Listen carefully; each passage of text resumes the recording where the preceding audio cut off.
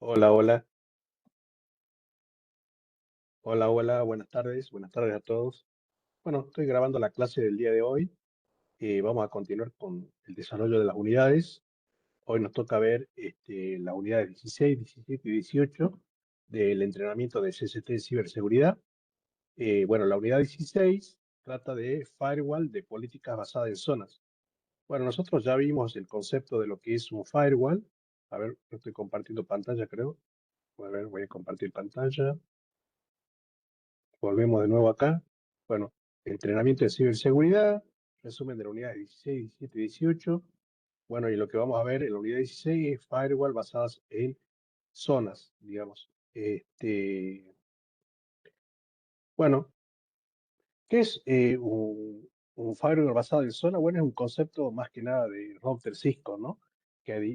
Bueno, ya nosotros vimos que es una ACL, que es una lista de control de acceso que permite controlar el tráfico por interfaz. Bueno, este es un firewall que controla el tráfico por zonas de seguridad. Es decir, vamos agrupando las zonas, como por ejemplo una LAN. Vamos a ver acá, como por ejemplo acá, ¿está habilitado acá? No está habilitado. Denme un segundito que habilito el puntero.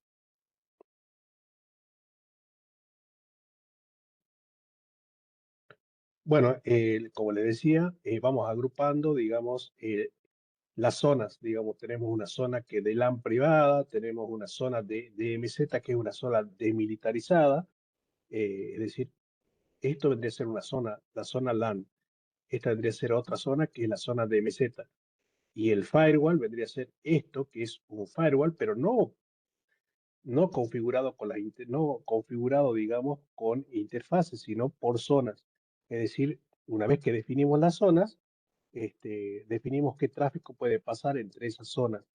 ¿Cuáles son los principales beneficios de este tipo de configuración? Bueno, no depende exclusiva de ACL, porque las ACL son listas de control de acceso que nosotros le aplicamos sobre una interfaz.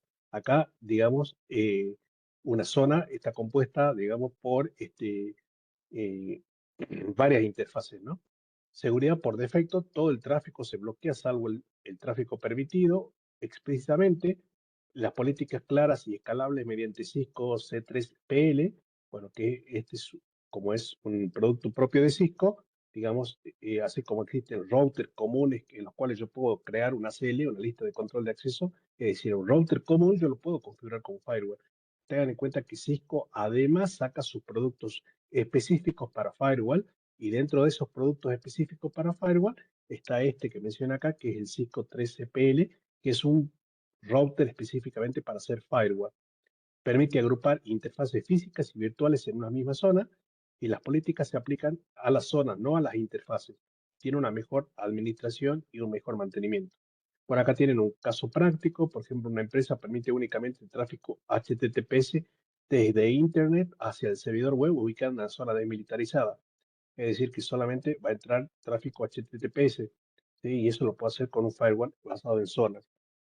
Entonces podemos tener una LAN de usuarios internos que son de confianza. Después podemos tener una DMZ donde tenemos servidores públicos con IP pública, como un web server, como un DNS server y como un mail server. Y una red no confiable que es Internet. Esta vendría a ser otra zona que la podemos poner como zona no confiable. Y el firewall va a inspeccionar únicamente el tráfico que pasa de una zona a otra. Es decir, tenemos tres zonas y la función que va a cumplir este firewall basado en zonas es inspeccionar el tráfico que pasa de la LAN a la DMZ, o de la LAN a Internet, o de Internet a la DMZ y de Internet a la LAN. Es el concepto de un firewall basado en zonas. Después tenemos diseño de firewall basado en zonas. Bueno, el diseño de un firewall basado en zonas comienza definiendo las zonas de seguridad, como por ejemplo la LAN interna que yo les expliqué, que vendría a ser definir cuáles son los que constituyen esta LAN interna, definir, digamos, cuáles son la parte de la zona desmilitarizada con IP pública, con los servidores, y la parte de Internet. Bueno, luego se crean políticas que determinan qué tráfico está permitido entre cada zona. Bueno, y ahí tenemos distintos tipos de políticas, y ahí tenemos una que es llamada, bueno, acá crear políticas de zona, que vendría a ser el tráfico está permitido entre cada par de zonas. Por ejemplo, de la LAN a Internet sí está permitido. De Internet al DMZ sí está permitido, pero de Internet a la LAN no está permitido. Entonces, vamos a diseñar la infraestructura que vendría a ser qué firewall vamos a configurar, es decir, si va a tener alta disponibilidad, segmentación de red, ubicación física de servidores y enlaces. Y bueno, acá nos habla de algunas buenas prácticas. Siempre debemos aplicar el principio del mínimo privilegio, permitir únicamente, digamos, los servicios necesarios y documentar las políticas y revisarlas periódicamente. Acciones de un firewall basado en zonas. ¿Cómo actúan los firewall basados en zonas? Bueno, el firewall basado en zonas analiza el tráfico que pasa entre zonas de seguridad y decide qué hacer con cada conexión según las políticas configuradas. Las tres acciones permitidas, las tres acciones, digamos, que puede tener son inspect, permitir y drop. Es decir, estas son las tres acciones que puede tener un firewall basado en zona. Inspeccionar. Bueno, inspeccionar es realiza la inspección con estado, analiza la conexión activa, permite automáticamente el tráfico de respuesta. Es la acción más utilizada para protocolos como HTTP, HTTPS, DNS y FTP. El pass significa permitir, permite el tráfico sin inspeccionarlo, no mantiene información del estado de conexiones y similar a el permit tradicional de una ACL. Y el drop lo que hace es bloquear completamente el tráfico, equivale a un DENI de una ACL, es decir, a un denegar de una ACL, y puede registrar los eventos mediante un login para auditoría. Eso también es importante, ¿no? Estas vendrían a ser las acciones. Reglas para tráfico entre zonas. Bueno, el regla vendría a ser esto, hace referencia a que es el tráfico que atraviesa el firewall desde una zona de origen hacia una zona de destino. El firewall basado en zonas controla ese tráfico mediante políticas entre zonas. El principio de funcionamiento vendría a ser lo que nos dice acá,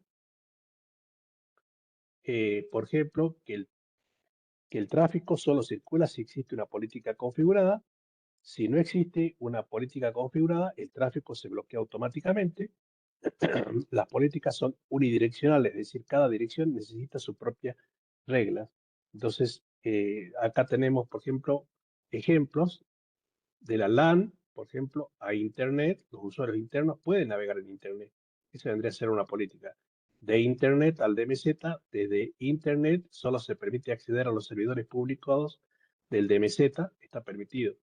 De Internet a la LAN, el acceso desde Internet a la red interna está bloqueado, es decir, esto no está permitido. Es decir, que está dropeado, ¿no es cierto? Y del DMZ, digamos, a la LAN, desde el DMZ se permite el acceso administrativo hacia la LAN para gestión y mantenimiento. Es decir, eso vendrían a ser las reglas para crear un firewall basado en zonas. Seguimos con las reglas basadas en zonas. Bueno, la self-zone, que vendría a ser, representa el propio router y protege los servicios que ejecuta el dispositivo. Es decir, un self-zone representa el mismo router Cisco, protege los servicios como SSH, HTTPS, SNMP, NTP, ICMP. ¿Cuál es la regla principal? La regla principal, el acceso al router solo debe permitirse desde redes confiables. Los intentos de acceso desde Internet deben bloquearse para evitar ataques. Es decir, yo solamente podría acceder a este router Cisco desde la LAN para la configuración, pero los intentos de acceder desde Internet al router estarían totalmente bloqueados, ¿no? Es decir, por eso se llama un cell, una zona, digamos, protegida o una zona de ayuda, digamos, una zona restringida, digamos, ¿no? Protegida. Bueno, vamos a crear zonas de seguridad. Bueno, lo primero que tenemos que hacer es crear zonas el primer paso para implementar un firewall basado en zonas es crear zonas de seguridad. Cada zona agrupa interfaces con el mismo nivel de confianza. Por ejemplo, tenemos la zona LAN, que ya venimos trabajando con esa zona. Tenemos una zona que es LAN, que es esta que está acá. Es la red interna y de mayor confianza. Tenemos una zona donde están los servidores públicos, que es una zona intermedia donde se ubican los servidores públicos con IP pública, y tenemos Internet, que es una red externa, que es una red no confiable, ¿no? Entonces, cada interfaz del router pertenece a una única zona. Por ejemplo, la gigabit 01, que vendría a ser, en este caso, esta pertenece a la LAN. La gigabit 02 pertenece, digamos, a la DMZ. Y la gigabit 000 pertenece a Internet, que vendría a ser una tercera interfaz que es la que sale a Internet, digamos, ¿no? Eh, bueno, en el paso 2 vendría a ser identificar el tráfico entre zonas. Es decir, una vez creadas las zonas de seguridad, el siguiente paso es identificar qué tráfico debe permitirse entre las zonas. La idea es autorizar únicamente los servicios necesarios. Tráficos entre zonas, por ejemplo, desde la LAN hacia Internet, en este caso desde la LAN a Internet,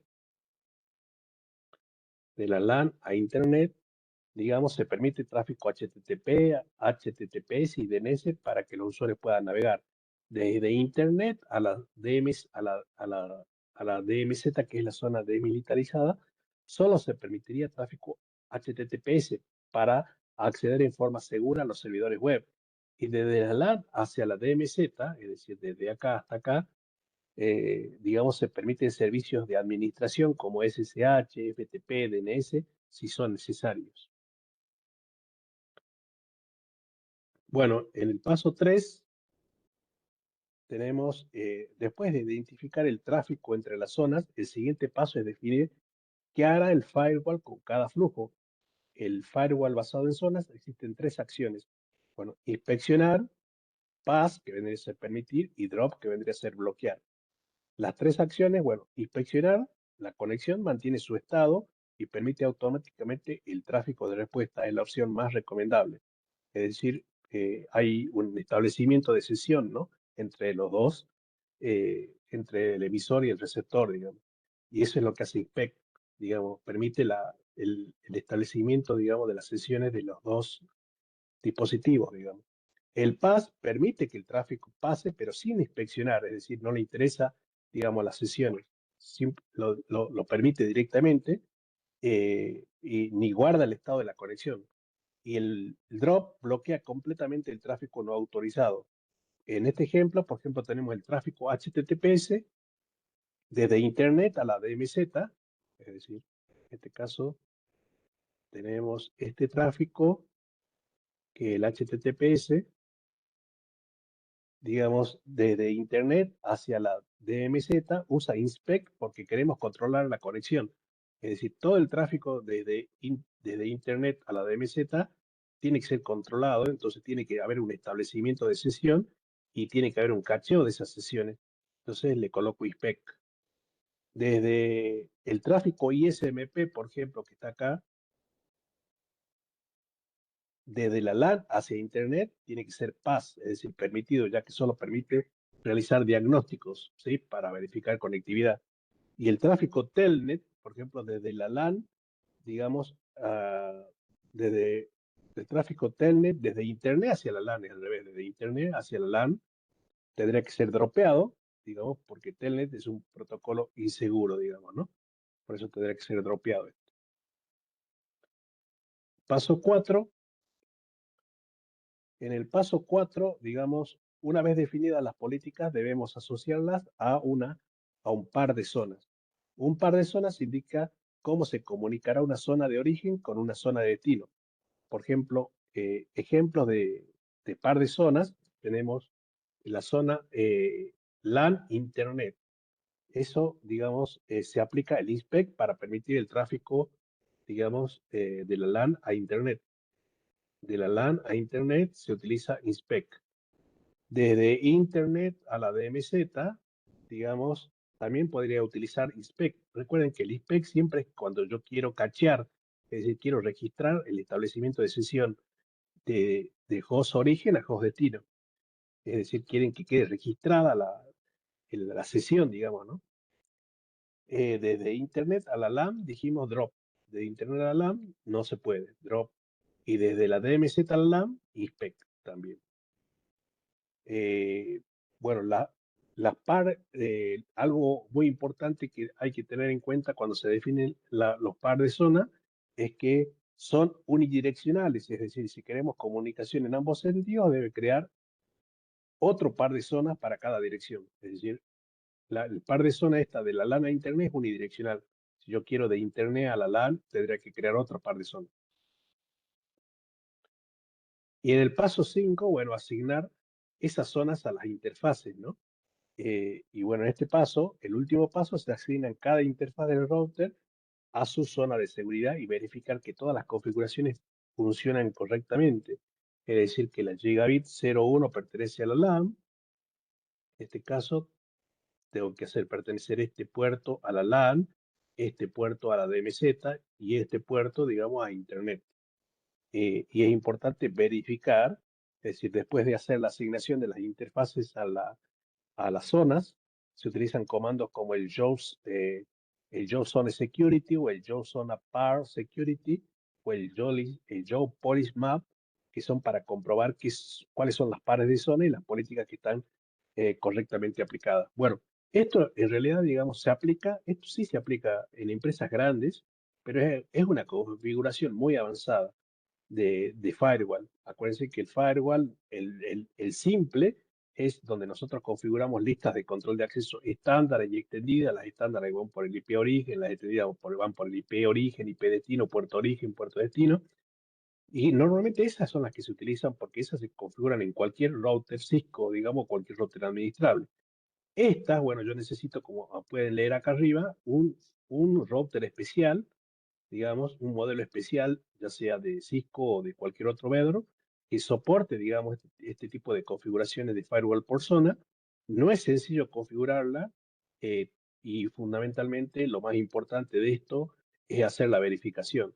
Bueno, yo siempre les recomiendo que cuando tengan este tipo de situaciones, hagan las configuraciones en un simulador y después las lleven a la práctica, porque da problemas esto si no lo tienen bien claro en la configuración y menos trabajarlo en una red que es 100% operativa, ¿no?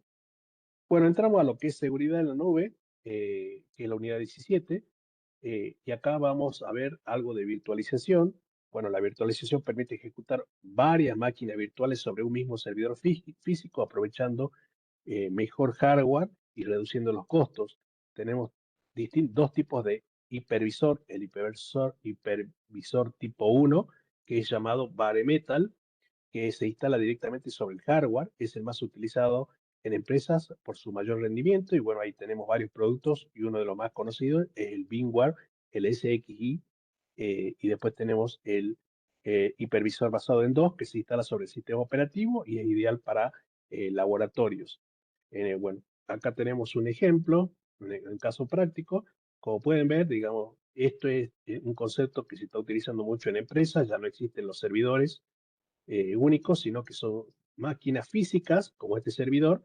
Sobre este servidor yo tengo un hipervisor, que vendría a ser, en este caso, del tipo 1, que ese hipervisor va a controlar las máquinas o los hardware que yo defino acá. Yo puedo definir acá una iCore 6, bueno, una iCore 7, una iCore 9, puedo definir una AMD eh, Radeon, digamos un AMD Riser, puedo definir distintos tipos de hardware y este hipervisor lo que hace es controlar cada uno de esas máquinas virtuales y sobre esas máquinas virtuales yo puedo instalar acá un Linux, acá puedo instalar un Windows y acá puedo instalar otro Linux, digamos, ¿no? Y sobre esos sistemas operativos puedo instalar app, es decir, aplicaciones que sean compatibles con esos sistemas operativos. ¿Cuál es la ventaja? Bueno, la ventaja es que al tener un hipervisor, esto me da redundancia y alta disponibilidad. Es decir, si este servidor Linux por X motivo se cae, este hipervisor lo va a detectar y va a pasar todas las aplicaciones que tenga este servidor, las va a pasar a este servidor automáticamente y los usuarios que estén conectados a esa aplicación, digamos, no van a sentir y va a ser de forma transparente para los usuarios que están conectados a eso, ¿no? Eh, bueno, ¿cuáles son los beneficios? Reduce la cantidad de servidores físicos, porque yo en un servidor físico puedo tener un mejor aprovechamiento de recursos y tener varios servidores. Aprovecha mejor el hardware, permite desplegar servicios rápidamente, disminuye el costo de energía eh, y facilita las copias de seguridad y la recuperación de fallas, ¿no? Es, digamos, una de las ventajas. ¿Cuáles son los riesgos de la virtualización y los modelos de computación en la nube? Bueno, la virtualización permite ejecutar varias máquinas virtuales sobre un mismo servidor físico, pero también introduce nuevos riesgos de seguridad. ¿Cuáles son los principales riesgos? Bueno, crecimiento descontrolado de máquinas virtuales y hacer que, que el servidor físico, el host físico colapse, ¿no? Es decir, se quede sin recursos, digamos. Máquinas virtuales que nosotros instalemos y no lo actualicemos, compromiso del hipervisor afectando varias máquinas virtuales, escape de una máquina virtual al host, puede ser también, y acceso no autorizado entre máquinas virtuales. Bueno, estos son los principales riesgos. Además de esto, de que es la virtualización, digamos, a nivel de data center, también existen los modelos que son en la nube, los modelos y el IaaS, que es una infraestructura de servicio, digamos, proporciona infraestructura como servidores y almacenamiento. El PaaS, que es plataforma como servicio, proporciona una plataforma para desarrollar aplicaciones. Y el SaaS, que es software como servicio, ofrece aplicaciones como, por ejemplo, el Office 365. Estos son modelos ya de la nube. Es decir, yo en mi organización puedo optar por comprar mi propio servidor y armar máquinas virtuales, digamos, y lo voy a tener en la empresa, o contratar servicios, digamos, de virtualización como el IaaS, el PaaS y el SaaS. Bueno, modelos de implementación en la nube. Bueno, existen distintos modelos de implementación de la nube. La elección depende del nivel de control, seguridad y costos que necesita la organización. Por ejemplo, tenemos distintos tipos de nube, nube privada, que es una infraestructura dedicada a una sola organización. Es decir, yo tengo, digamos, una nube privada en donde solamente yo tengo acceso, digamos, a ese espacio y con, obviamente, con un perfil de usuario, ¿no? Después tengo la nube pública, donde en la nube pública tengo servicios compartidos y bueno, ahí, por ejemplo, puedo utilizar el AWS Azure, eh, el AWS de Amazon, el Azure de Microsoft, el Google Cloud de Google, que son más económicos y más escalables. Esto más que nada se aplica a lo que es Machine Learning y todo lo que es IA, ¿no? Alojar, digamos, comprar alojamiento, digamos, en estos cloud, digamos. Después tenemos una nube híbrida que combina información privada e información pública. ¿Qué ventajas tiene la nube privada? Que bueno, tengo información propia, pero bueno, muchas veces el escalamiento y la robustez que tiene una nube privada es limitada. ¿Limitada por qué? Por la cantidad de plata que yo tenga. Entonces, por eso muchas veces se opta por nubes públicas, pero la nube pública, ¿qué de ventaja tiene? Que toda la información que yo tenga en la nube pública puede ser, no sé si es, tiene confidencialidad, es decir, puedo tener información que es crítica y no quiero compartirla, digamos, acá en estos servidores compartidos. Entonces, una opción puede ser la nube híbrida, en donde en todo lo que es información crítica la guarde en una nube privada de la organización, de la empresa, y todo lo que es público la sube a la nube pública, digamos, ¿no? Eh, Después está la nube comunitaria, que es compartida por organizaciones con objetivos comunes como la salud, la educación, el gobierno. Bueno, esas son nubes comunitarias, digamos. El concepto también de lo que es el Edge Computing, que el Edge Computing es el procesamiento que se realiza cerca del dispositivo. Un Fog Computing se procesa en un equipo intermedio antes de enviar la información a la nube. Esto reduce la latencia y acelera la respuesta. Esto es muy usado, digamos, en empresas. Por ejemplo, si yo necesito una aplicación en donde esa aplicación necesito que corra rápido y me conviene instalarla en un servidor local. ¿Por qué? Porque va a tener menor latencia. Si yo esa aplicación la subo a la nube, en la nube va a tener mayor latencia y va a correr más lento. Entonces, digamos, esto vendría a ser la cloud y esto vendría a ser lo que es el edge. El edge es todo lo que está cerca, digamos, del origen, es decir, del origen de los datos. En este caso, en un host que está tratando de acceder a una aplicación, conviene tenerlo en un servidor local y no que vaya a buscarlo en la nube y que tenga mucha latencia, digamos, ¿no? Bueno, principales amenazas para la computación y la nube. Bueno, la computación en la nube ofrece muchas ventajas, pero también presenta riesgos que deben gestionarse mediante buenas prácticas de seguridad.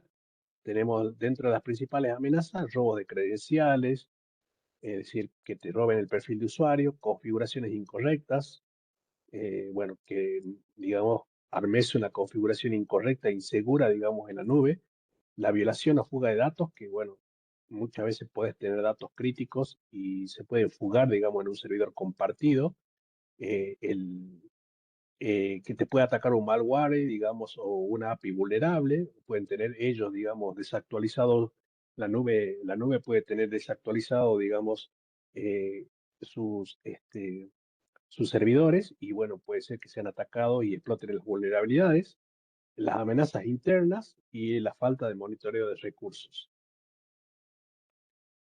Buenas prácticas, bueno, cuando tengamos este tipo de casos de almacenar, digamos, en servidores compartidos, implementar autenticación multifactor, que es, digamos, que se loguee, por ejemplo, que cuando yo me loguee acá, automáticamente tenga que permitirlo a través de un celular. Es decir, con doble autenticación. Aplicar principio de privilegio mínimo, cifrar datos de tránsito y reposo. Acuérdense que los datos de tránsito son los que circulan por la red y los datos en reposo son los que están en el disco rígido. Revisar periódicamente las configuraciones para saber si no tengo vulnerabilidades y monitorear continuamente los recursos de la nube. Bueno, vamos para acá. Dominio de seguridad en la computación en la nube.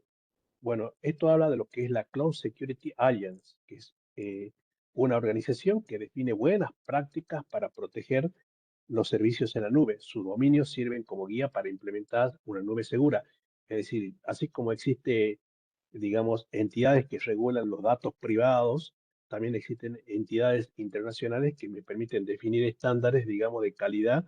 Y bueno, uno de ellos es el Cloud Security Alliance, que es, bueno, obviamente a nivel mundial, un estándar que me permite monitorear la seguridad, digamos, en la nube. ¿Cuáles son los dominios principales? Tiene 7 dominios, los más importantes son arquitectura de red, arquitectura en la nube,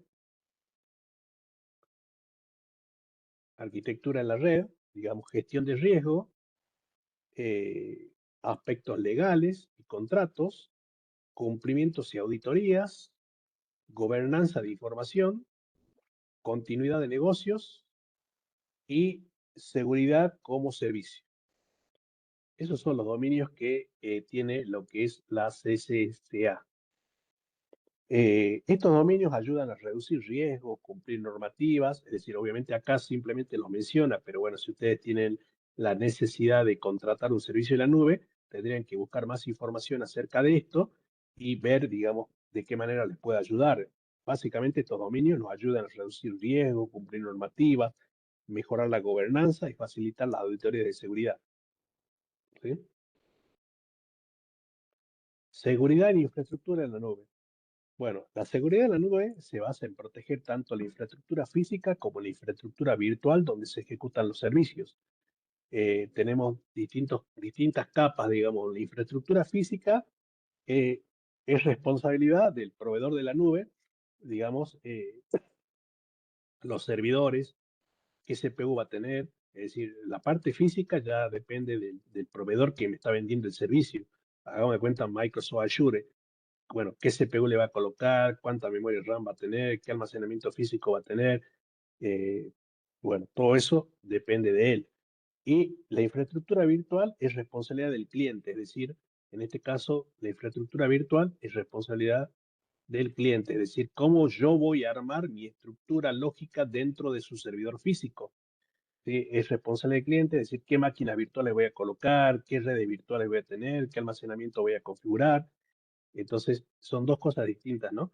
La parte física es responsabilidad, digamos, en este caso, del vendor, del servidor, digamos, de la parte física del host.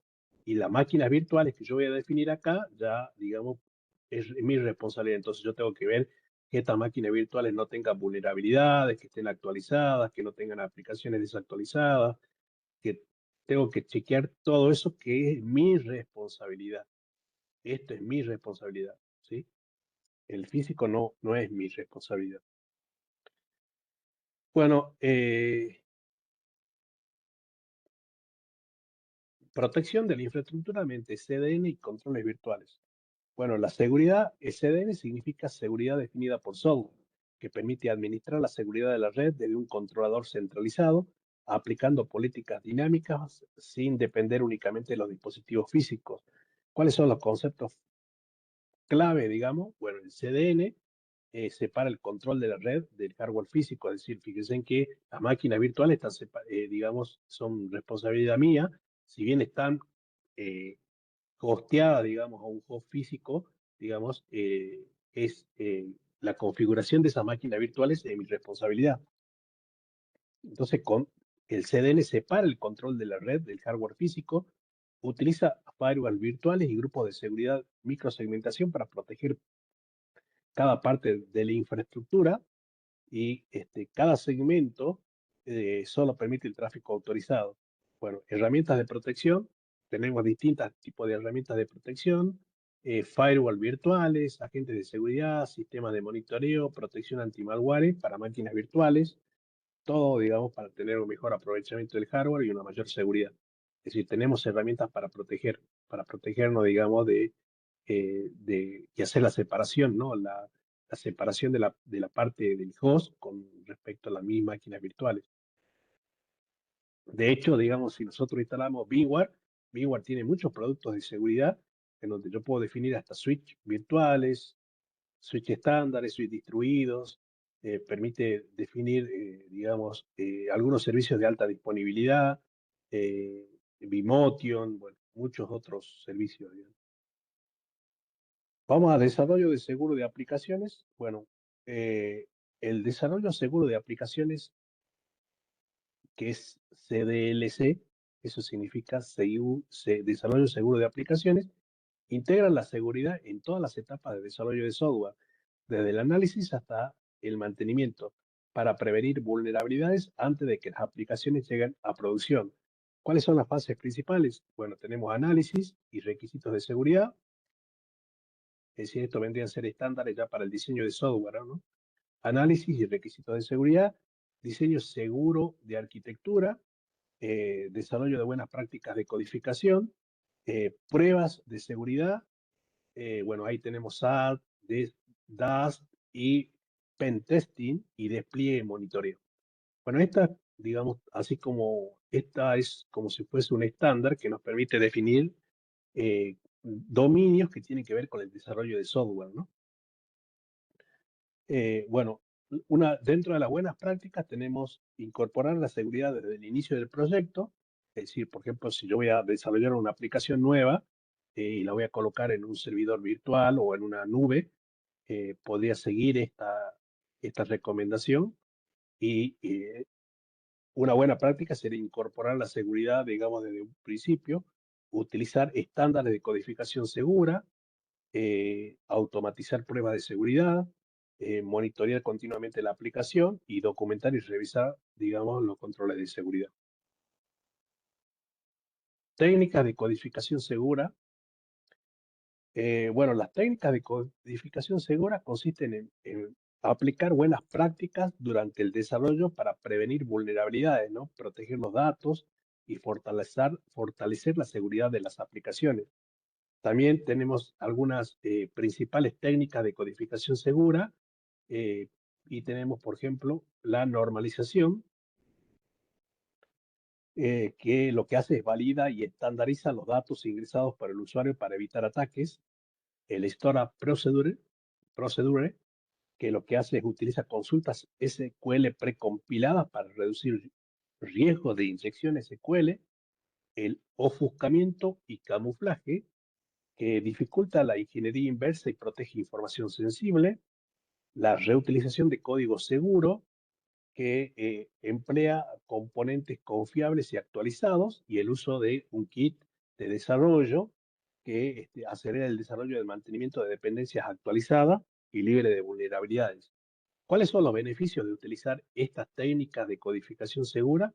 Bueno, tenemos mayor seguridad en las aplicaciones, reducción de costos por fallos y ataques, protección de datos sensibles, facilita el cumplimiento normativo y mejora la calidad y confiabilidad del software. Validación validación de entradas y reglas de validación. Bueno, la validación de entradas y reglas de validación, cuando habla de validación de entradas, consiste en verificar que toda la información ingresada por el usuario sea correcta antes de procesarla, evitando errores, ataques y datos inválidos. Por ejemplo, si yo tengo un formulario, toda esta información debería ser verificada, los datos que yo ingreso acá.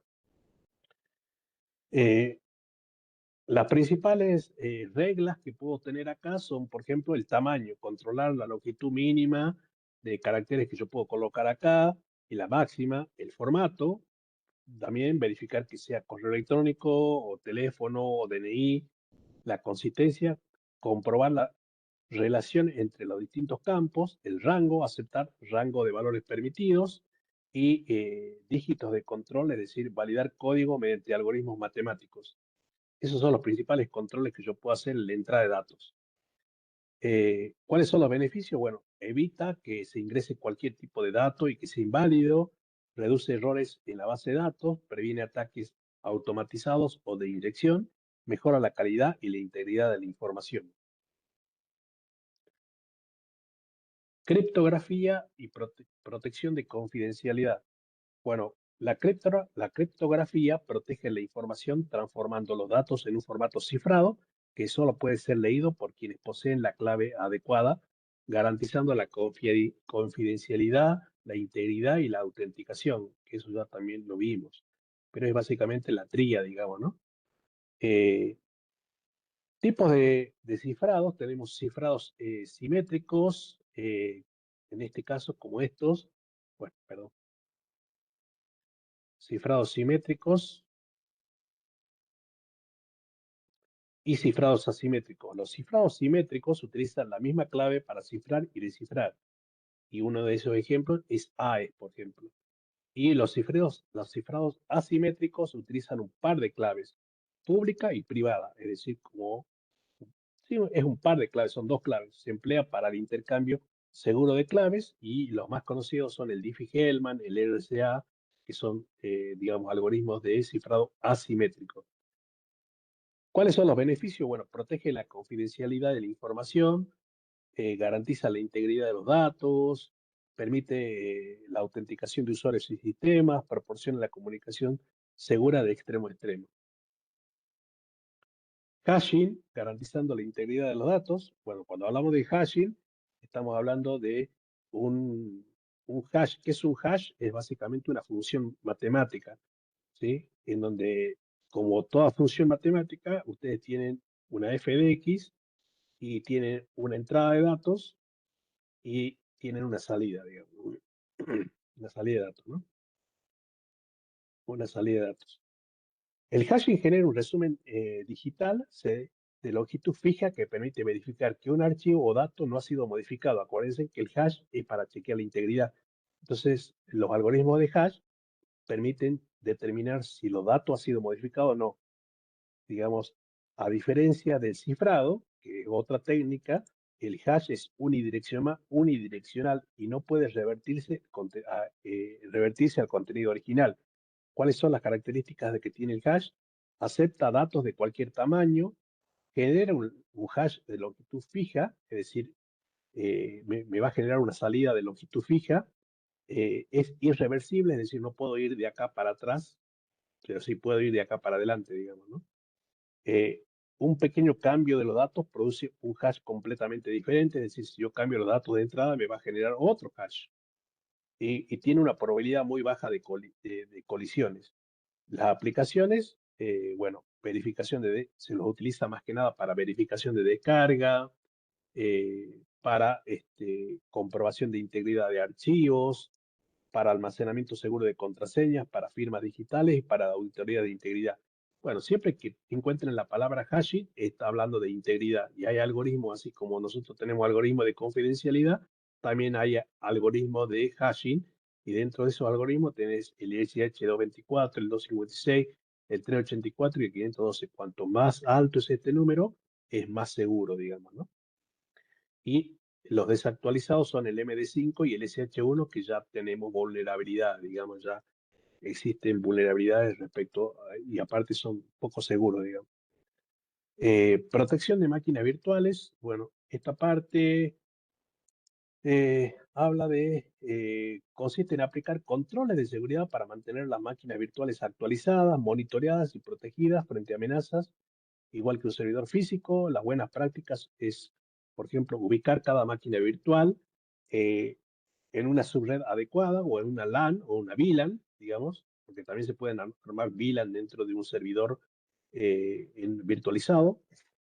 Deshabilitar puertos y servicios innecesarios, aplicar principio del mínimo privilegio, instalar y mantener actualizado el antivirus, digamos, implementar sistema de detección de intrusos y sistema de prevención de intrusos y controlar el crecimiento descontrolado que tienen las máquinas virtuales, es decir, eliminando instancias que ya no están siendo utilizadas, digamos. ¿Cuáles son los beneficios que tiene esto? Bueno, los beneficios que tiene son, reduce la superficie de ataque, mejora la administración y el control y el monitoreo, optimiza los recursos físicos, disminuye riesgos y costos operativos, incrementa la seguridad de la infraestructura en la nube. Y bueno, la unidad 18 habla de criptografía, digamos, ¿no? La criptografía que vendría a ser la confidencialidad eh, de los datos y el cifrado simétrico. Bueno, esto ya hablamos que el cifrado simétrico protege la confidencialidad de la información utilizando una única clave para cifrar y descifrar los datos. Es un método rápido y eficiente e ideal para proteger grandes volúmenes de información. ¿Cuáles son las características que tiene? Estos algoritmos utilizan una sola clave compartida, tienen alta velocidad y bajo consumo de recursos, adecuado para almacenamiento VPN y cifrado de archivos, es escalable y confiable y dentro de los más conocidos tenemos el AE128. Siempre estamos hablando de confidencialidad, ¿no? AE128, A192 y AE256. Y DES y 3DES ya no se usan, pues están obsoletos. Digamos, ¿cuáles son los beneficios? Garantizan la confidencialidad de los datos. Y acuérdense que la confidencialidad es que solamente tengan acceso las personas autorizadas. Tiene alto rendimiento para grandes volúmenes de información, fácil de implementación y amplio soporte a sistemas y dispositivos. Eh, el cifrado asimétrico, bueno, el cifrado asimétrico utiliza un par de claves, como ya vimos anteriormente, una clave privada y una clave pública. Una clave privada, una clave pública que puede compartirse, es decir, la conoce el emisor y el destinatario, y una clave privada que solamente la conoce una persona. Es decir, vuelvo a repetir, el cifrado asimétrico está compuesto por una clave pública y una privada. La clave pública la conocen las dos partes y la clave privada la conoce solamente una parte. Bueno, este tipo de cifrado, digamos, no solamente garantizan confidencialidad, sino también autenticación y intercambio seguro de claves. El funcionamiento, digamos, con respecto a la confidencialidad, el emisor cifra el mensaje con la clave pública del destinatario y solo este puede descifrarlo con la clave privada. Bueno, ahí está protegiendo la confidencialidad. La autenticación, el emisor firma un mensaje con su clave privada y el receptor verifica la firma usando la clave pública del emisor. Entre los algoritmos más utilizados en asimétrico tenemos el RCA, el Diffie-Hellman, el GAMAL y la criptografía elíptica, digamos, ¿no? ¿Cuáles son las ventajas que tienen este tipo de cifrado que es asimétrico? No requieren compartir previamente una clave secreta, permite autenticación y firmas digitales, es la base del HTTPS, del SSL y de los certificados digitales y facilita las comunicaciones seguras de Internet.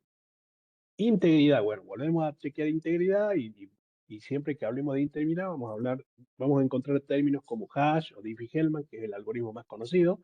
La integridad de información garantiza que los datos no hayan sido modificados durante su transmisión.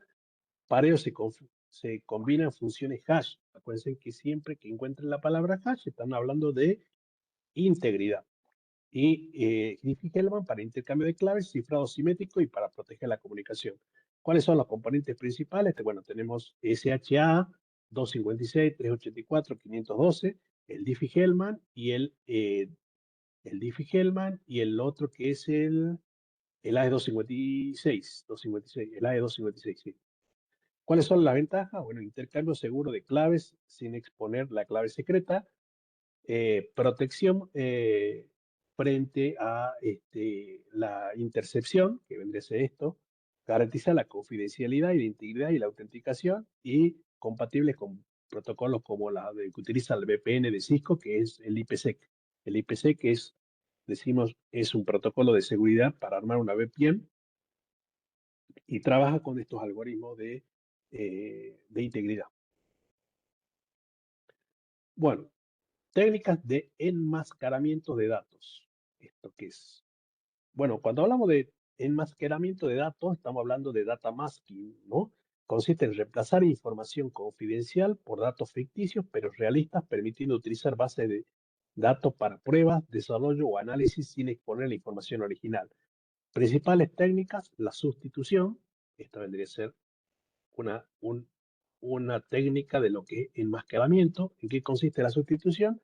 Reemplazar datos reales por valores ficticios con apariencia auténtica.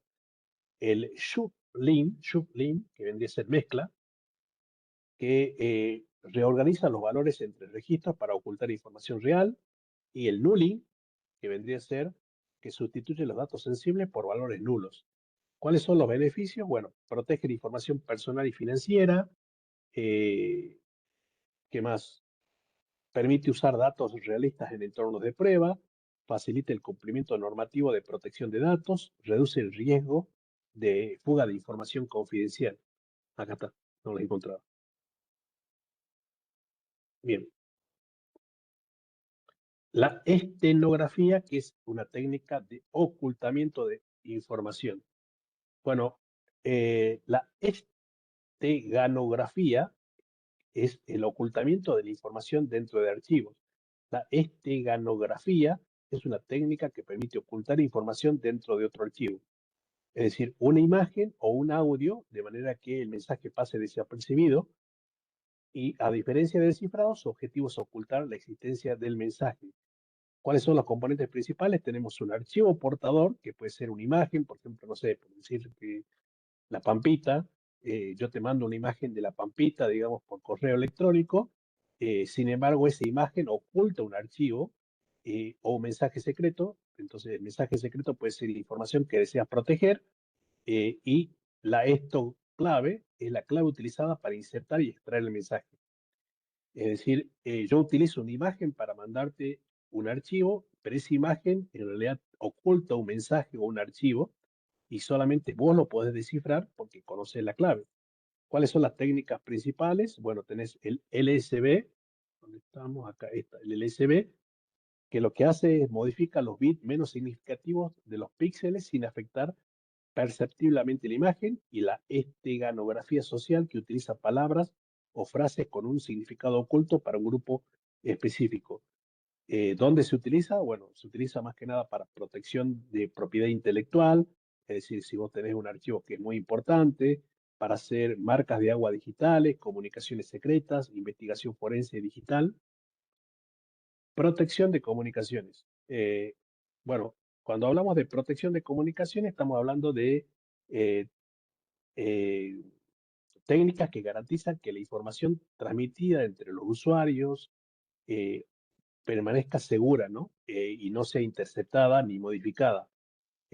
Bueno, la protección de las comunicaciones se basa en 4 pilares, que son la confidencialidad.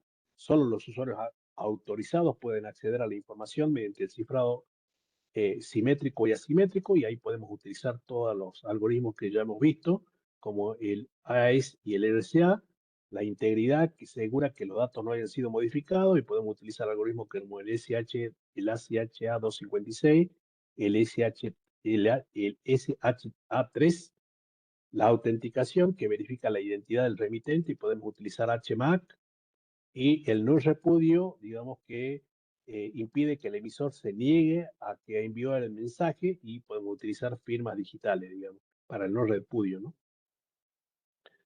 ¿Qué beneficios tiene? Bueno, protege información contra intercepciones, acá está, garantiza la integridad de los datos, verifica la identidad de los participantes, evita el repudio de mensajes enviados y cumple con estándares y normativas de seguridad.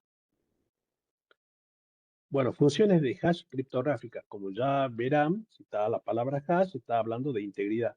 Las funciones hash criptográficas transforman datos de cualquier tamaño en una huella digital de longitud fija utilizada para verificar la integridad de la información. ¿Cuáles son las propiedades principales? Bueno, aceptan datos. eh, ¿Dónde está? Propiedades, propiedades. Las propiedades principales eh, aceptan datos de cualquier tamaño, generan un hash de longitud fija, son unidireccionales, es decir, no pueden revertirse, presentan una probabilidad muy baja de colisiones y un pequeño cambio de los datos produce un hash completamente diferente. ¿Cuáles son?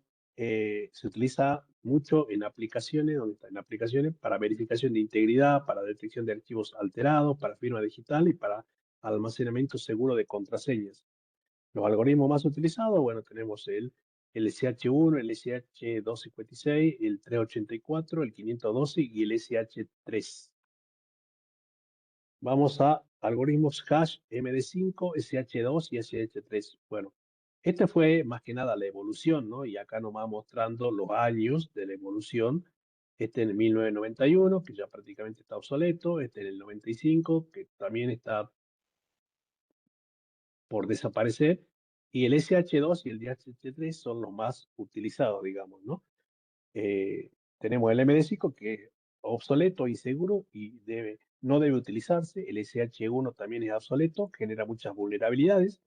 El SH256, que es un estándar actual, seguro y ampliamente recomendado. Y el último, que es el SH3, que es la última generación diseñada para ofrecer la mejor protección adicional de futuros ataques. ¿Cuáles son las características de un buen hash? Bueno, acepta entradas de cualquier tamaño. Estas son las características de un buen hash. ¿Dónde están las que están acá? Acá. Aceptan entradas de cualquier tamaño, generan una salida de longitud fija, es unidireccional, no tiene baja o tiene muy baja probabilidad de colisiones y un pequeño cambio de los datos produce un hash completamente diferente.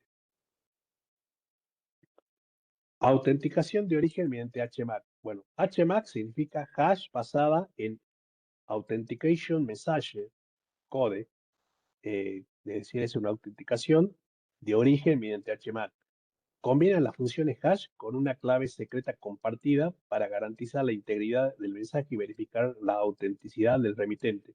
Es decir, es una función hash con una clave compartida para verificar básicamente la integridad y la autenticación. ¿Cómo funciona? Bueno, el emisor combina el mensaje con una clave secreta compartida, es decir, el emisor, digamos, le coloca una clave secreta compartida, calcula el HMAC, es decir, a través de un algoritmo hash, calcula el HMAC, es decir, por ejemplo, SH256, envía el mensaje junto con el HMAC al receptor, el receptor recalcula el HMAC usando la clave secreta, eh, ambos HMAC coinciden, es decir, el HMAC generado por el emisor y el HMAC generado por el receptor coinciden, el mensaje es auténtico y no fue modificado. Si no coincide, el mensaje se descarta. ¿Dónde se utiliza? Se utiliza mucho en SSL y TLS, en IPsec, en SSH, en VPN y en APIs seguras, digamos, el HMAC.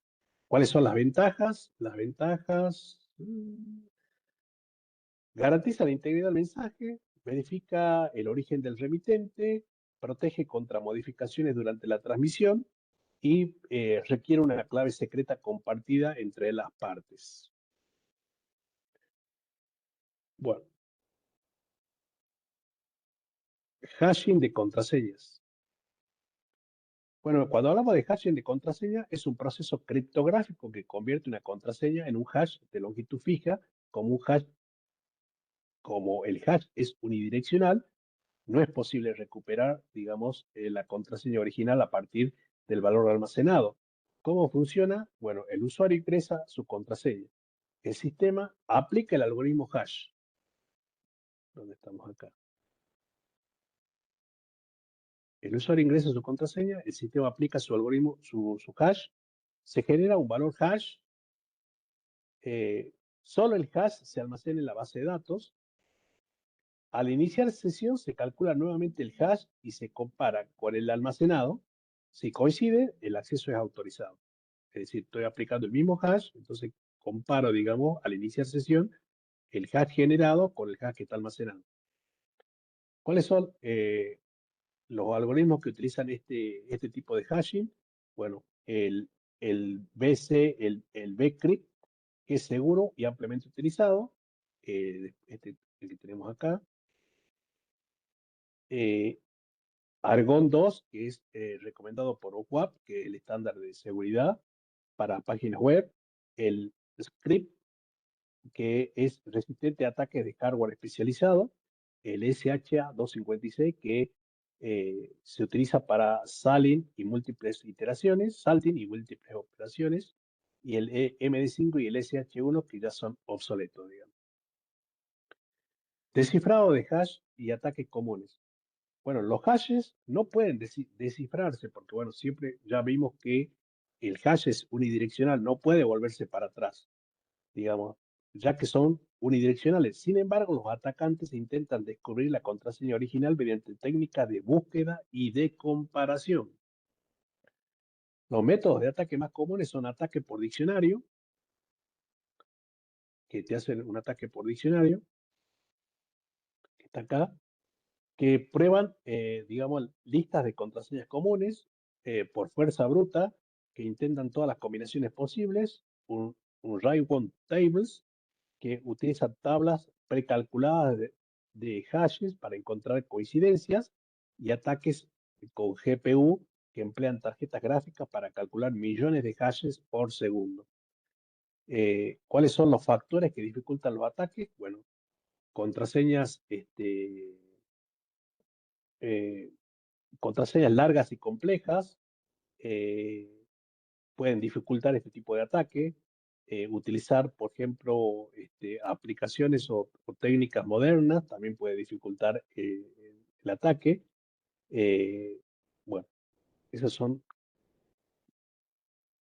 digamos, algunas de las técnicas. Uso de SALT, que ya vamos a ver qué es, y múltiples iteraciones de algoritmos hash. Bueno, ahí está, SALT, protegiendo hashes. ¿Qué es el salting? El salt es un valor aleatorio y único que se agrega a cada contraseña antes de calcular su hash. Su objetivo es impedir que dos usuarios con la misma contraseña generen el mismo hash y dificultar los ataques contra las contraseñas almacenadas. ¿Cómo funciona? Bueno, el usuario ingresa su contraseña. ¿A dónde estamos acá? El usuario ingresa su contraseña. El sistema genera un salt aleatorio y único, es decir, un número aleatorio que va pegado a esa contraseña. La contraseña y el número aleatorio se procesan con un algoritmo hash, como por ejemplo el bcrypt, el argon 2 o el script. Es decir, ambos se procesan con un algoritmo hash y se almacena el hash resultante junto al salt. Es decir, se almacena el resultado de ese hash junto con el número aleatorio. ¿Cuáles son los beneficios? Evita ataques con write-one tables, eh, genera hashes diferentes para contraseñas iguales, eh, incrementa dificultades de ataque con fuerza bruta y mejora significativamente la seguridad de las contraseñas almacenadas. Bueno, implementación del salting. Bueno, el salting, acuérdense que es el proceso de colocarle un número aleatorio al hash, digamos, a la contraseña, digamos, ¿no? Entonces acá, en la implementación del salting, consiste en generar automáticamente un número o un salt, a ese número lo vamos a llamar salt, único y aleatorio para cada usuario antes de calcular el hash de su contraseña. Esto fortalece la seguridad y evita que las contraseñas iguales produzcan el mismo hash. ¿Cuáles son las buenas prácticas? Bueno, generar un sal aleatorio para cada usuario, almacenar el sal junto con el hash, utilizar algoritmos especializados como el bcrypt o el argon 2, aplicar múltiples iteraciones de algoritmo y configurar factores de costo adecuados para aumentar la resistencia de los ataques. ¿Cuál es el proceso de autenticación? Bueno, el usuario ingresa la contraseña, el sistema recupera el sal almacenado, calcula nuevamente el hash utilizado por la contraseña y el hash, compara el resultado con el hash almacenado, si coinciden, se concede el acceso y si no, se deniega. Es decir, es una técnica más segura, digamos, para acceso, para autenticación. Prevención de ataques contra contraseñas. Bueno, la protección de contraseñas requiere aplicar múltiples controles de seguridad. No basta con utilizar algoritmos hash. Es necesario combinar buenas prácticas para reducir el riesgo de ataques y proteger credenciales de los usuarios. ¿Cuáles son las medidas recomendadas? Utilizar algoritmos modernos como Argon 2 y Bcrypt, implementar un SAT único para cada usuario, exigir contraseñas largas, es decir, de 12 caracteres, estamos viendo acá, habilitar autenticación multifactor, eh, limitar los intentos de inicio de sesión, eh, implementar CAPTCHA para bloquear boots, monitorear intentos de acceso sospechosos y bloquear credenciales comprometidas. Bueno, ¿cuáles son las buenas prácticas que recomienda el OWASP? Recuerden que este es un estándar también de seguridad, más que nada para todo lo que es phishing.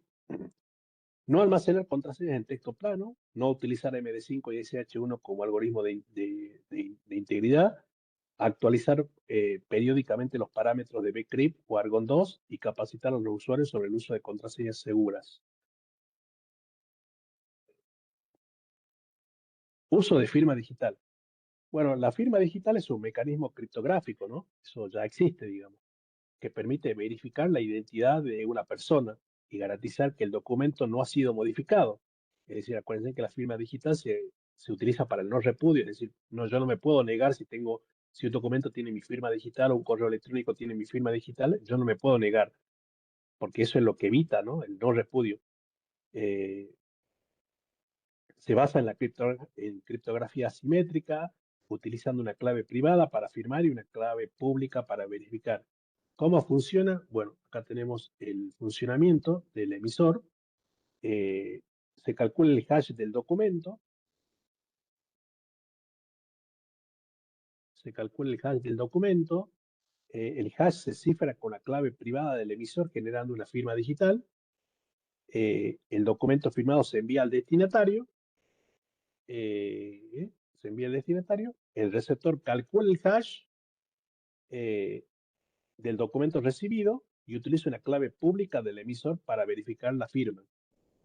Si ambos hashes coinciden, el documento es auténtico si no ha sido alterado. ¿Cuáles son los beneficios? Bueno, tenemos acá, garantiza la autenticidad del remitente, protege la integridad del documento, proporciona no repudio y detecta cualquier tipo de modificación del contenido. Firmas digitales para firma de código. Bueno, las firmas de código utilizan una firma digital para garantizar que un programa, vendría a ser que está compuesto por código, eh, proviene de un desarrollador legítimo. Es decir, lo que hace esto es, a través de firmas digitales, yo garantizo que un software es legítimo, ¿no? O que no ha sido modificado. ¿Cómo funciona? Bueno, en este caso el desarrollador,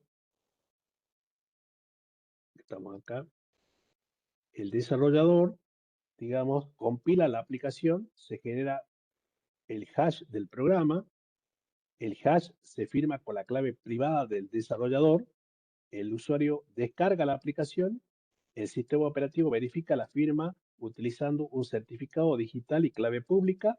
Si la firma es válida, la instalación continúa, ¿sí? ¿Cuáles son los beneficios? Evita la distribución de software malicioso, protege contra modificaciones no autorizadas, aumenta la confianza del usuario y garantiza la autenticidad del desarrollador. Es decir, también se utilizan firmas digitales para código. También tenemos firmas digitales para certificados digitales. Los certificados digitales vinculan la identidad de una persona, organización o servidor con una clave pública mediante la validación de una autoridad de certificación y son la base de los protocolos seguros como el HTTPS, el TLS y el SSL. ¿Cómo funciona? Bueno, en este caso estamos acá. Acá estamos. El servidor, digamos, primero envía su certificado digital al cliente.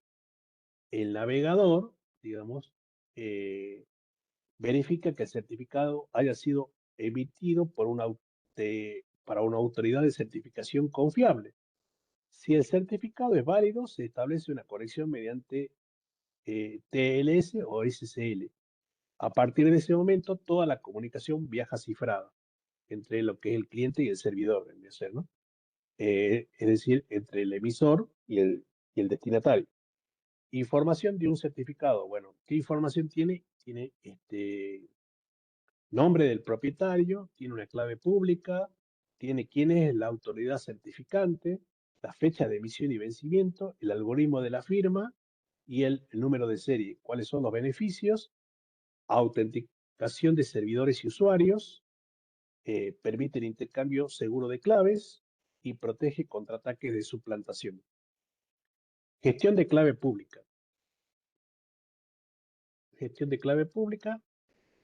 Bueno, la gestión de clave pública consiste en administrar de forma segura las claves criptográficas utilizadas en sistemas de cifrado asimétrico, garantizando su generación, distribución, almacenamiento, su renovación y su revocación.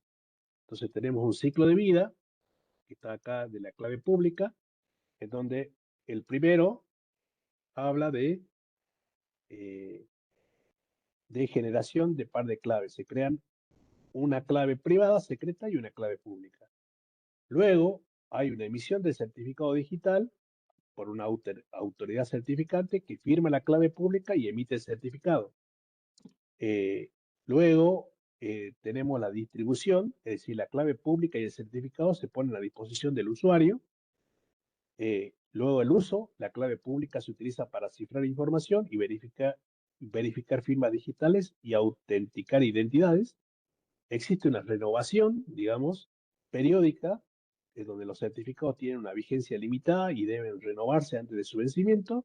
Y existe una revocación también, en donde si la clave privada se compromete o el certificado deja de ser confiable, esto se revoca y se reemplaza.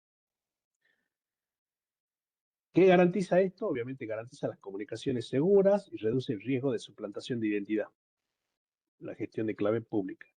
Infraestructura de clave pública, que es el PKI. Bueno, la infraestructura de clave pública, que es el PKI, digamos, es el conjunto de políticas, procedimientos, hardware y software que permite emitir, administrar, distribuir, validar y revocar certificados digitales, proporcionando una base de confianza para las comunicaciones y las transacciones electrónicas seguras. ¿Cuáles son los componentes que tiene el PKI? Bueno, una autoridad de certificación. En este caso vendría a ser esto. Una autoridad de certificación que emite certificados digitales actuando como una entidad de confianza. Una autoridad de registro que vincula una identidad con personas, servidores o dispositivos con una clave pública. Un repositorio de servidores, de certificados, disculpen, un repositorio de certificados que almacena y publica los certificados para que puedan ser consultados y validados. Una lista de revocación de certificados, donde está la lista de revocación de certificados, que contiene los certificados que han sido revocados antes de su fecha de vencimiento. ¿Cómo es el funcionamiento del PKI? Bueno, acá tenemos el funcionamiento del PKI. Sí. El usuario solicita un certificado digital. Eh, la autoridad de registro valida su identidad. La solicitud es enviada a la autoridad de certificación. La autoridad de certificación emite y firma el certificado digital. El certificado se publica en el repositorio y luego usuarios, servidores, aplicaciones obtienen y validan el certificado antes de establecer comunicaciones seguras. Si el certificado deja de ser confiable, se agrega, digamos, a la lista de revocaciones. Sistemas de autoridades PKI. Bueno, el sistema de autoridades PKI garantiza el sistema de autoridades PKI organiza a las entidades responsables de emitir, validar y administrar certificados digitales, estableciendo una jerarquía de confianza que permite autenticar usuarios, dispositivos y servidores en una infraestructura de, de clave pública. ¿Cuáles son los tipos de autoridades? Tenemos El CA, que vendría a ser la autoridad de certificación raíz, que es la máxima autoridad de confianza. En este caso, vendría a ser esta. Es la máxima autoridad de confianza. Firma los certificados de las autoridades certificadoras subordinadas. Los certificados eh, de autoridades subordinadas emite certificados digitales para los usuarios, servidores y dispositivos utilizando la confianza heredada del el certificador raíz. Y las autoridades de registro que verifican la identidad de los solicitantes antes de autorizar la emisión de los certificados. Entonces, primero tenemos la raíz que establece la confianza inicial. Después tenemos las subordinadas que emiten certificados para usuarios y servidores. Y por último tenemos los certificados emitidos que permiten la autenticación y comunicaciones seguras. Interoperabilidad entre los proveedores de PKI. Bueno, la interoperabilidad entre los proveedores de PKI permite que los certificados digitales emitidos por las distintas autoridades de certificación sean reconocidos y validados por múltiples sistemas operativos, aplicaciones, dispositivos, equipos de red, gracias al cumplimiento de estándares internacionales. Los estándares utilizados son, por ejemplo, el X9, que es un estándar para poder garantizar la interoperabilidad de los proveedores de PKI.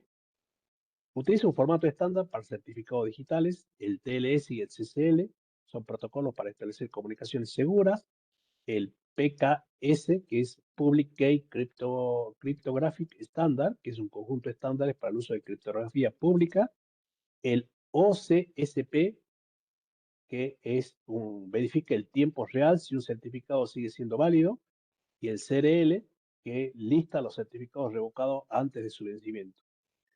La interoperabilidad de los proveedores de PKI, los certificados emitidos por los proveedores como DigiCert, en este caso es un proveedor de PKI, en este caso Sectigo, GlobalSync, digamos que es el más conocido, el Let's Encrypt y Microsoft Autoridad Certification, utilizan estándares 509.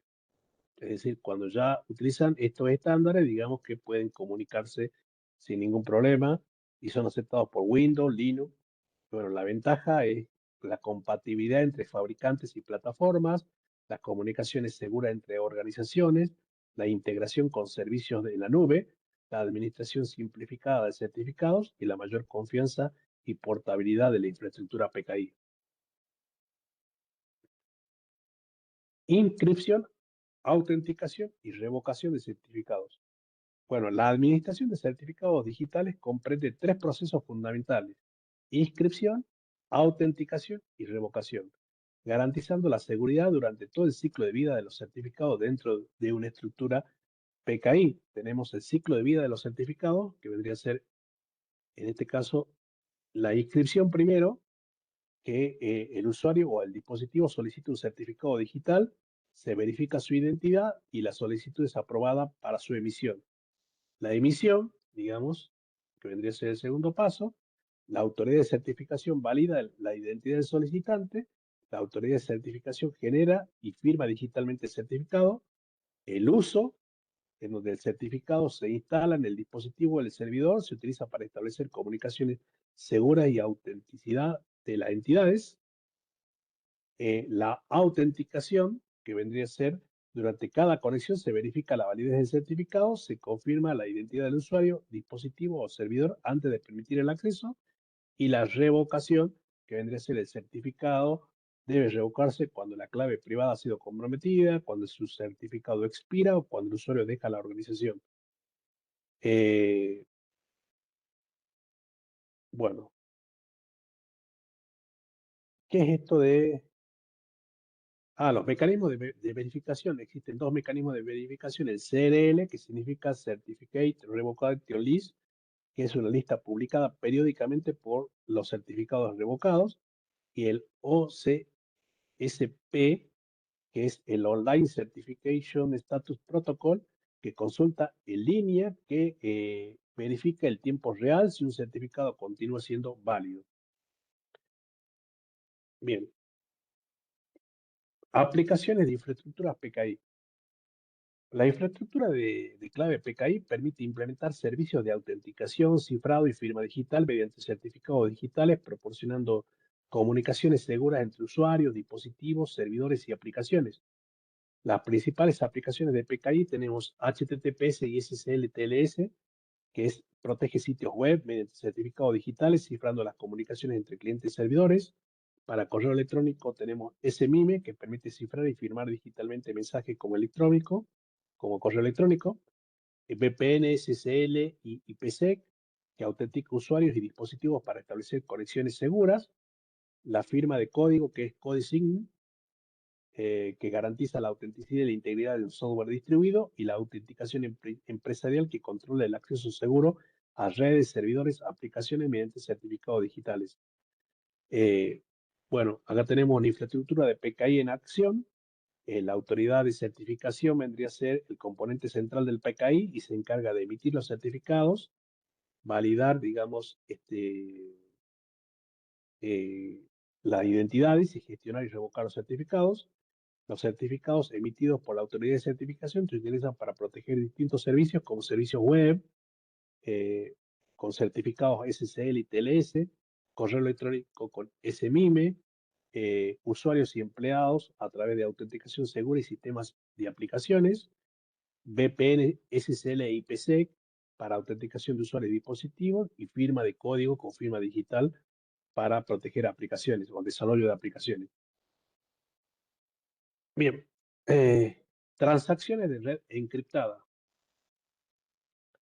Las transacciones de red encriptada utilizan protocolos criptográficos para proteger la información durante su transmisión, garantizando la confidencialidad, autenticación e integridad de los datos intercambiados entre un cliente y un servidor. El proceso de una comunicación segura, digamos, tenemos el intercambio de certificados digitales, que vendría a ser esta parte que estamos viendo acá. El cliente y el servidor intercambian y validan sus certificados digitales para verificar la identidad del servidor. Negociación de clave mediante TLS, que vendría a ser este que está acá. Se establece una clave de sesión segura utilizando criptografía asimétrica durante el protocolo TLS. Cifrado de comunicación, que vendría a ser esta parte, mediante una vez creada la clave de sesión, todos los datos se cifran utilizando un algoritmo simétrico, normalmente el AES, por su alta velocidad y eficacia. Verificación de identidad o de integridad mediante funciones SH y HBAC. Se comprueba que la información no haya sido modificada durante la transmisión, y la transmisión segura de los datos. La información viaja cifrada a través de una red y solo puede ser interceptada por los extremos de la comunicación. Bueno, cifrado y supervisión de seguridad.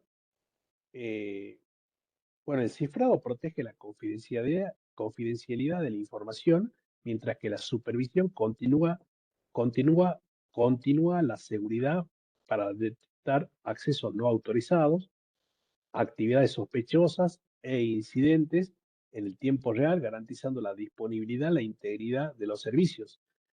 Tenemos elementos de cifrado que tienen que ver con protege los datos en sus tres etapas, es decir, el reposo. Recuerden que son los datos que están en el disco rígido. En tránsito son los que están circulando por la red, y en uso son los que están siendo usados por las aplicaciones. El monitoreo de seguridad. El monitoreo de seguridad es un registro de log, es decir, hay aplicaciones o los servidores o los switches que generan registros de log. El SIEM, que vendría a ser el Security Information and Event Management, es decir, son los eventos de management, los sistemas de detección de intrusos y prevención de intrusos para detectar y prevenir intrusiones, las alertas automáticas y los auditorías de certificados digitales. Bueno, eso sería las unidades. Es bastante, bueno, en realidad tenía planificado dar una unidad más, pero se me hizo muy pesado, digamos, para darlo, porque hay unidades que son muy largas. No sé si hay alguien en clase, les pido por favor que traten de avanzar con los parciales. Esto está en la plataforma que está en el Drive. digamos, acá en el Drive, donde dice CST, está donde dice presentaciones, está la unidad clase 1, clase 2, clase 3, clase 4, y esta es la que dicté hoy, la clase 5, que está subida ya en la plataforma. Y avancen con los parciales, chicos, porque como les comenté en el mail, vamos a terminar, yo creo, en 2 meses y después ya vamos a Ethical Hacking. Y para entender Ethical Hacking, mínimamente tienen que haber entendido algunos conceptos de lo que es el CSST, porque es un curso bastante avanzado, digamos, es pesado, el Ethical Hacking. Así que, bueno, lo insto a que lean, avancen, por más que la plataforma quizá esté abierta hasta el año que viene, este, avancen con las acreditaciones, porque si no avanzan, digamos, después le va a resultar difícil retomar. No sé si quieren hacer alguna pregunta, si hay alguien en clase, y si no, digamos, les paso la clase grabada mañana y también les paso eh,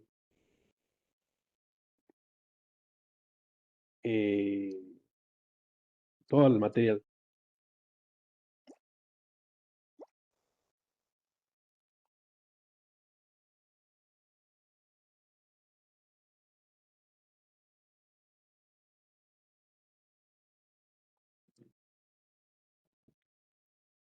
Bueno, nos vemos, chicos. Buenas noches.